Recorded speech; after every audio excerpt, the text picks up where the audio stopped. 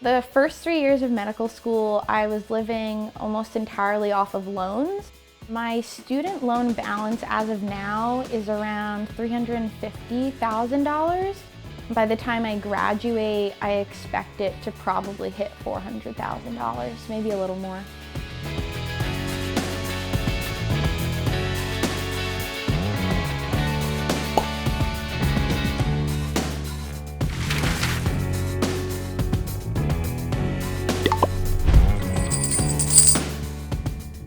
My name is Alexandra Capellini, and I'm a 26-year-old medical student living in New York City on a $28,000 stipend.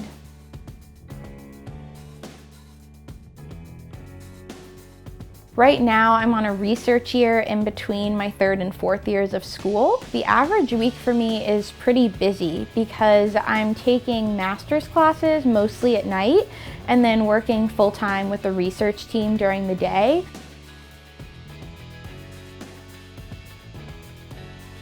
I live in med student housing on the Upper East Side, which is extremely subsidized to be about $650 each month. And for this neighborhood, that is almost unheard of.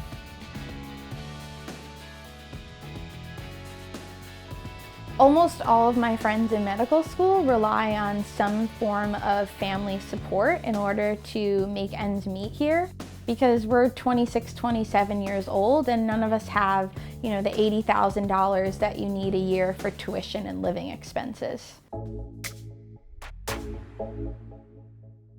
I would say that I've known I've wanted to go to medical school for a very, very long time. So when I was 7 years old, I was diagnosed with a very aggressive bone cancer in my right knee, and that led to the amputation of my right leg above the knee. I was going through a really hard time on chemo and adjusting to the loss of my leg, and I had nurses and doctors and therapists all around me who every day showed me these levels of selflessness and compassion and empathy and care and kindness that I feel so blessed to know even exists. And I've known ever since then that I wanted to be part of that experience for another child. And so years down the later, it's been almost 20 years, and that's my motivation every day.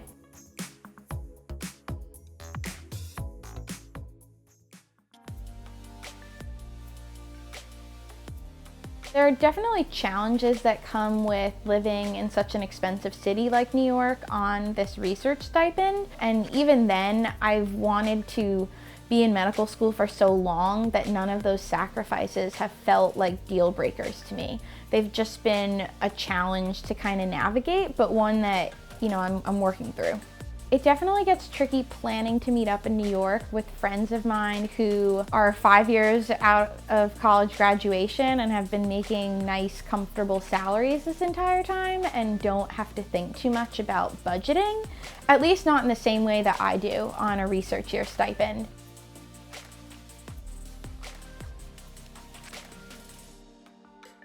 This is a pricey city, and I try not to go overboard, but I also want to enjoy the weekend with friends.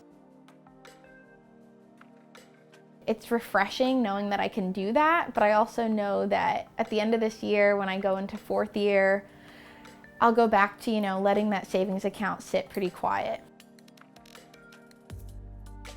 I'm very much relying on the debit card. My parents were pretty strict with me, wanting to be financially independent, and had basically told me, you can open up a credit card when you have a stable, consistent income, and you can pay it off in full at your own pace every single month without needing to lean on us. And I think that's one of the biggest things I'm looking forward to when I actually start making a salary in residency is finally having that. I've always known how expensive med school was going to be. I've always known that my family would not be able to afford full tuition at medical school. So I took out all these loans in undergrad, also knowing that I would take out loans again for med school. But I was really trying hard not to let the cost of med school be any kind of factor that was going to affect whether I wanted to go, because I so badly wanted to apply and go.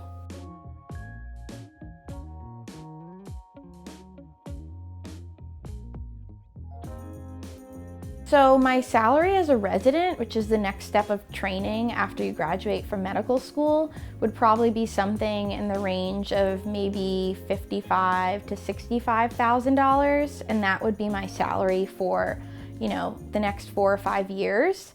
And so I could start paying back some of my loans during that time. When I think about future salary, I think I can expect to earn the range of the mid 200,000s. And I think that would leave me in a good place to at least make a dent with these loans, but it's still going to take decades. I walk on an above knee prosthesis with a computerized knee for about 16 to 18 hours a day. The computer in the knee is what controls the change in the speed that the knee's bending and a little bit of the bounce in my step. My health insurance will cover the cost of, the full leg, including the knee, and that will last maybe about 4 or 5 years before I'll be due for something new. But I go in for a lot of maintenance checks just to make sure that the computer in the knee is working properly, that everything's charging correctly, that there are no kinks to work out, and a lot of the mechanics of how the leg's working. My leg also fits based on suction, and the suction is really what determines how tight of a fit the leg has around me, which is really important because I want to walk around not feeling like the leg's falling off. Like, I want it to feel as attached as possible. I swim about twice a week at the Y near my school. And that's something that I really got into during college because it was a really fun thing that I could do on my own time, early in the morning or late at night. I also really like to rock climb. About 3 years ago, I discovered an adaptive rock climbing group in Long Island City, which is just a short train ride away from here.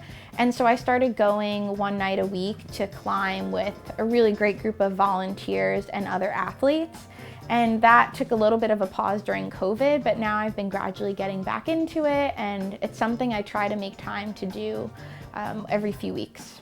I have a lot of different reasons for swimming and rock climbing. One of them is definitely because they're fun things to do and I enjoy them, and it's a perfect break from school. And I think another reason outside of that is that, it's really good for my body in general because I'm trying to stay in good shape as much as I can. I'm going into a field that's going to demand a lot of hours standing around, rounding, being on your feet. And so I really want to be in a good place where my body can take on all of that. I definitely consider myself a product of so many people within medicine and the healthcare system who have spent a lot of time and energy and put a lot of thought and care into really guiding me through cancer survivorship and life as an amputee. And I carry that with me in everything that I do every day.